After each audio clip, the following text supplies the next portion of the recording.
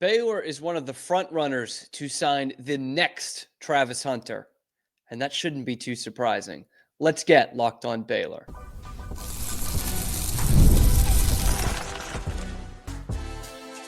You are Locked On Baylor, your daily podcast on the Baylor Bears, part of the Locked On Podcast Network, your team every day. Hello there, Bears fans. Welcome to another episode of Locked On Baylor, brought to you by FanDuel. And happy Friday to you. Happy Valentine's Day to you bear-loving Bears. I'm Cam Stewart, your host from ESPN Central Texas and the Cam Show on YouTube. I appreciate you guys making it your first listen today and every day. Since it is Friday, you guys know the drill. We're talking a little bit of recruiting today. We're also talking a little bit of NIL and Title IX, that interesting story from a couple weeks ago. We might have a resolution. So we're going to talk about the next Travis Hunter that we talked about in the open, why Baylor is a front runner to land him right now, what that could do to the class, and then that update on the Title IX and how that relates to revenue sharing, which is what we're all going to start to care about here over the next couple months. All that and more coming up on this episode of Locked On Baylor. Looking at the recruiting front, it's a not the busiest time of year. We just had real National Signing Day a week or two ago, and now we're looking towards that 2026 class. And Melvin Jr. from Cyprus just listed his top 10 schools. And it's a little bit of like one or two of these things is not like the other. Okay, you've got the top schools, A&M, or recruiting, I should say. Recruiting top schools. A&M, Oklahoma, Florida, Florida State, Michigan. SMU makes its way on that list. Arizona State, Arizona, Houston, Baylor. Baylor on there too. So this guy can't be that good. This size Springs kid. If Baylor and Houston are in the top 10 here, well, I hate to break it to the rest of you college football fans. This kid's pretty good. Pretty good. In fact, I would go as far as saying we're all looking for the next Travis Hunter prospect. This kid could be it. I come on here for some of these recruits and I say, here's why he would be a great fit because, this offense that he played in high school can play with Spavital, or, he's kind of an edge rushing, all this stuff to see why they'd be great fits at Baylor. This one, no need. Just watch the tape. After about 30 seconds the other day, I was like, yep, everyone wants this kid, and there's a good reason why. He is a stud, two-way, even three-way player. I mean, his most effective time when he's on the football field is probably in kick and punt returns. He's also a top-tier corner and a huge playmaker, specifically at receiver, but gets some touches in the backfield as well. You know how they say about Travis Hunter, he might be the best corner and the best wide receiver in the draft? Well, when it comes to playmakers in the state of Texas, I have a feeling you're going to be arguing Melvin Jr. is one of the top 3 or 4 at both corner and wide receiver going into next year, and probably top 1 punt returner. He's a 4-star right now. We've seen this story before. Especially if he's not committed before his senior year, he'll be a 5-star. Next year, he will. It's just been the ascent that he's been on. Unless he gets hurt, he will be a 5-star guy somewhere in his senior season. We know that committing anywhere kind of prevents your stock from going up too much during your senior season, but specifically if he commits to a Baylor or a Houston or an Arizona State, we know how that happens with the Big 12 schools. He will go down. He is a top 40 prospect in the country. He's listed as an athlete, that big ATH. He's top 25 in that. And this past year, toted the rock 147 times for 1,091 yards and 8 touchdowns. Also caught over 350 yards worth of passes and threw a touchdown as well. 13 tackles and a pick, 4 pass deflections. They weren't even throwing it his way. Baylor was victimized by Travis Hunter in his Heisman season here in 2024. They could get the next one. And it shouldn't be too surprising to us that Baylor's in the top 10. But you'd be forgiven if you're a little surprised. Whenever I see a recruit of this caliber and, looking away from the Arizonas and the Houstons of the list and seeing Michigan and Florida and A&M with the pockets they have, it is still surprising for me to see a guy like Melvin Jr. considering Baylor. And the reason why we shouldn't be surprised, once again, is Keenan Hall, man. Because they might not pull down the number one recruiting class in the country. They might not pull down the number one recruiting class in the state of Texas. But they are in the ballpark for all these guys, all these really sought-after recruits. And we've seen it in the 25 class as well, and some of the early guys in 26. These guys like Taz Williams, the most recruited player in the state of Texas. The guys like Michael Turner and Cameron Morgan and Demetrius Brisbane, who they flipped from SMU. Like, these guys, you look at the offer sheets and you're like, man, Baylor just wasn't even knocking on these guys' doors a couple years ago. Even when things were going well. This is where the recruiting in college football is fascinating to me. Because clearly it's not all about anyway, who wins and loses. Because after Baylor had its best football season ever, they did not strike while the iron was hot in recruiting. It took them until this year, really, to pull down a class that was representative of a program that could win a Big 12 championship and win 12 games and win a New Year's Six bowl game. And it took them 3 years after they did that to finally get that caliber of recruit. And coming off a 3-9 season, by the way. And this last few years should prove that thesis statement. A&M's not winning a ton of games. They're winning some. They're not winning a ton. They're not winning conference championships. They're not competing for playoff spots in 4-team or 12-team. And yet they still pull down big recruiting classes. So part of it is the money that A&M can throw down. But what about SMU before this year, before they made the college football playoff, before they were in a major conference? They were pulling down some big-time recruits. What about Tech? Tech doesn't win anything, and they got good money, but they don't have A&M money. They don't have Ohio State money. They don't have Tennessee money. How are they pulling all these guys in? This is where you still have to have damn good recruiters.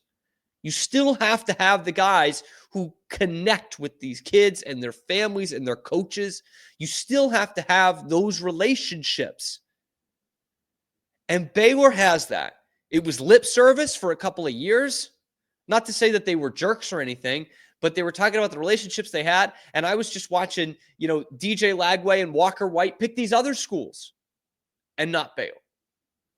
Oh, but I had a great relationship with Coach Bell and Coach whomever and all these guys. But they wouldn't pick us. And then Keenan Hall comes in the door. And him and Aaron Hunt and Dallas Baker. And now all of a sudden they're starting to get these commitments and the relationships make a lot more sense. So you can talk about your dollars. We'll talk about what makes sense. And right now it's Baylor's relationships that are getting in the top 10s, top 5s, and then getting the Baylor hats on some of these recruits. So there will still be a section of this fan base that will say, oh, well, A&M and Michigan are after him, and Florida. And just wave goodbye to that one. Unless there's still that section of the fan base that says, unless they're competing against UTEP and Sam Houston and UTSA, they're not going to get these guys. But the last year or so here has proven otherwise. And as long as Keenan Hall's on this staff, as long as those 512 Austin area codes are not ringing his phone off the hook after Tashard Choice left, as long as he's here, Baylor's going to continue to be a top-tier recruiting place. And that's where it all starts, baby.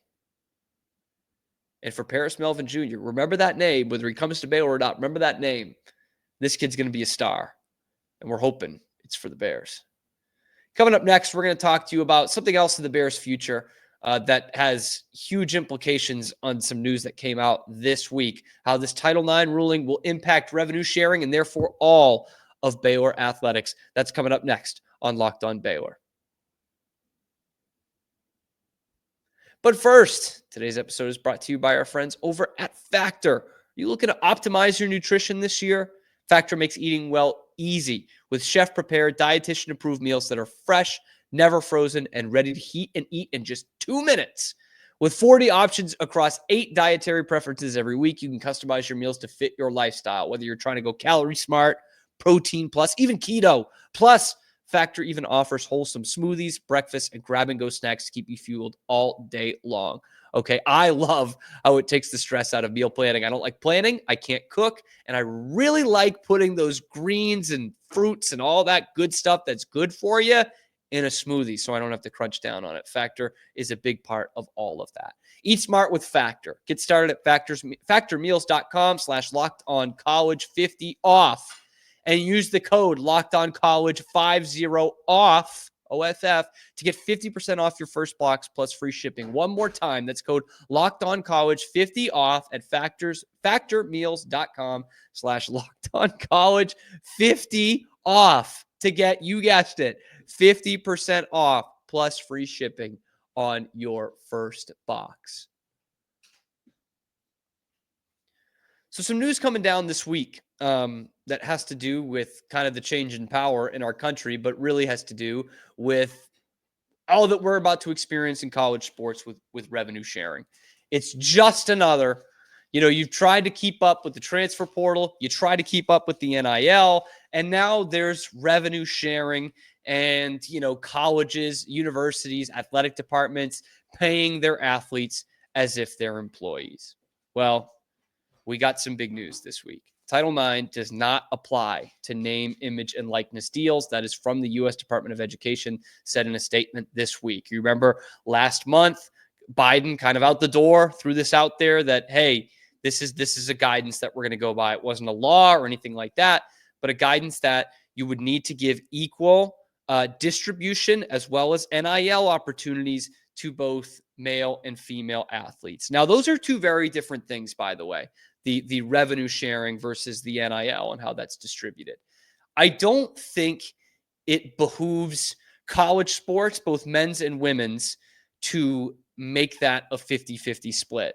Now, I know that might sound really weird of like, why wouldn't women's athletics want that? But the NIL space is supposed to be, it's supposed to be non-regulated in a way, right? That's not supposed to come from the college to say, hey, here's how we want to pay you this much. It's supposed to come from businesses and collectives that say, hey, we want X athlete to be the face of our brand. And I look at that from like a perspective of last year, who's one of the most successful NIL athletes in history, Caitlin Clark.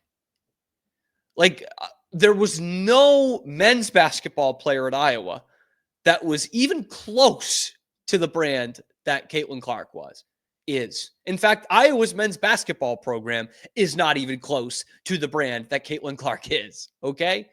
So that would seem silly to have to provide the same opportunities that Caitlin Clark was getting to Fran McCaffrey's son on the basketball team. It just doesn't make any sense. And vice versa. Right? Or how about arguably like one of the top 5 most successful NIL athletes in this short history, Livy Dunn at LSU? How do you distribute that evenly? Is there a men's gymnastics team at LSU? How do you do that? Same thing with football. Then it becomes an entire departmental thing. And as I kind of said at the beginning of when we talked about this last month, it's not. NIL is never going to be even across the board. And I'm not just talking about genders. Like, I'm not just talking about men's sports versus women's sports, but those of us that follow along with college sports in general, like, you understand that the revenue isn't even close to even from football to baseball or football to men's soccer, let alone women's soccer or softball or even men's basketball. To be quite fair, it's not even close. Football dwarfs everything. And so in the long run, this is going to be what is best for college athletics. And I also, in terms of revenue distribution, I don't think it's fair to tell colleges, especially ones like Baylor that are not publicly funded, how they should be spending this money.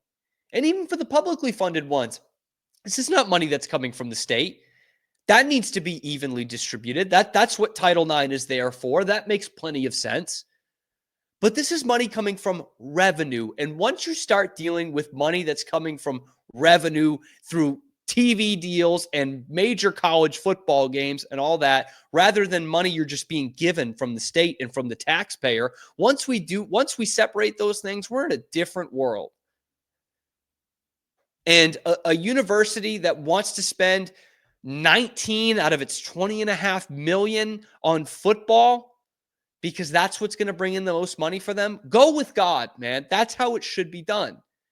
And if you're willing to screw over the rest of your athletic department to do that, and you're willing to take that risk, so be it. But this is not the place of any kind of government or governmental body to come in here and say, this is how you need to spend your revenue dollars or your NIL dollars. We want to talk about funding and taxpayer money? Absolutely. But this is probably a good thing for college sports in the long run. And the good news for women's sports, by the way, because I know I got plenty of fans here who follow women's sports pretty intently, is that's not going to stop the momentum of women's sports. Okay? It's in as good as a place as it's ever been without any of this even revenue distribution. And the good thing is you're making more revenue in women's sports now. That's the big change. There's more revenue to be made. So this is not, there are going to be people overreacting saying this is going to kill women's college sports. It's not. It's not. It's only going to grow bigger. And more schools than ever are going to look at this revenue distribution and say, you know, I've got to give more money to women's basketball than I had, right? Like South Carolina, a school in the SEC. They're going to be given more to women's basketball than most schools in that conference. And that's football country, man. It's women's college sports is in a great place, not a good place, a great place. And it will going forward, no matter what this revenue distribution is. I'm telling you. Anyway, let me know what you guys think. Get the comments in down below. What you think about Paris Melvin Jr. and this particular ruling from the NCAA. Please let me know in the comments below. Like and subscribe. About 3/4 of you that are watching are not subscribed, and we're also perilously close to 3,500 subscribers, which is getting us towards that next goal of 4,000 that I would like to hit as soon as we can here. Giving a like on the video certainly helps. Commenting, no matter what it is, definitely helps. And you guys help me all the time by making it your first listen today and every day. And I really appreciate that. Have a great weekend. Have a great Valentine's Day. And we'll see you real soon on your favorite show, Locked On Baylor.